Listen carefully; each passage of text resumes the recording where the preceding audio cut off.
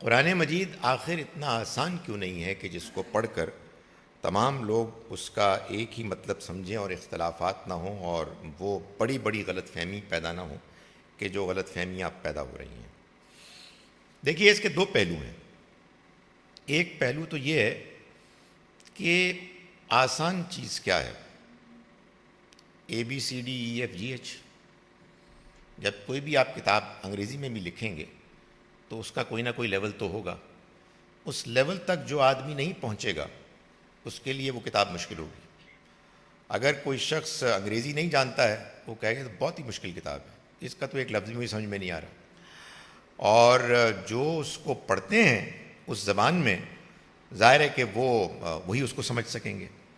لیکن ایک دوسرا پہلو ہے، اور وہ پہلو یہ ہے کہ قرآن مجید کو سب سے پہلے اپنے آپ کو اللہ کی کتاب منوانا تھا، اور اللہ کی کتاب کو منوایا گیا اس طرح سے کہ وہ ایک ایسے اللہ کے بندے پر نازل ہوئی کہ جو لکھنا پڑھنا نہیں جانتے تھے، اور جنہوں نے وہ کلام سنایا، ایسا کلام ان پر نازل ہوا کہ جس کو سن کر جان کر بڑے بڑے شعراء اور ادیب انہوں نے بھی سرنڈر کر دیا کہ اس طرح کا کلام ہم خود بھی تصنیف نہیں کر سکتے۔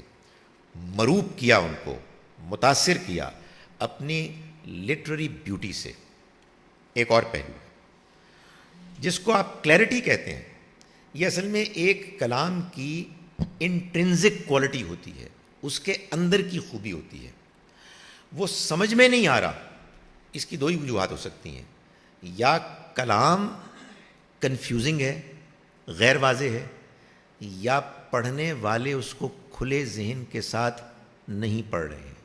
میں پورے اطمینان کے ساتھ کہتا ہوں کہ مسلمانوں میں اختلاف اس دوسری وجہ سے ہے، وگرنہ آپ کوئی مشکل سے مشکل مسئلہ بھی جو قرآن سے متعلق ہے ذرا اس کو نکالیں اور خود دیانتداری سے بغیر عالم ہوئے، بغیر عربی جانے کچھ لوگوں سے آپ ان کی باتیں سنیں تو آپ کو تھوڑی دیر کے بعد محسوس ہو جائے گا کہ لوگ قرآن مجید کو پڑھتے ضرور ہیں لیکن قرآن سے واقعتاً وہ ہدایت اور احکام حاصل کر رہے ہیں ایسا نہیں ہے۔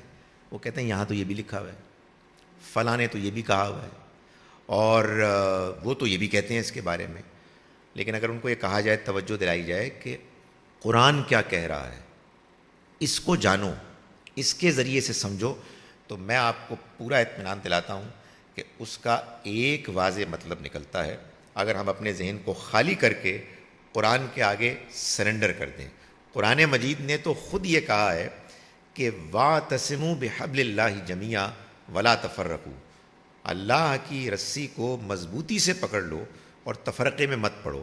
اس سے معلوم ہوتا ہے کہ اس کتاب کو اگر آپ تھامیں گے مضبوطی سے تو پھر تفرقہ نہیں ہو سکتا۔ یہ کتاب کہتی ہے کہ یہ الفرقان ہے، صحیح اور غلط میں واضح طریقے سے فرق بیان کرتی ہے۔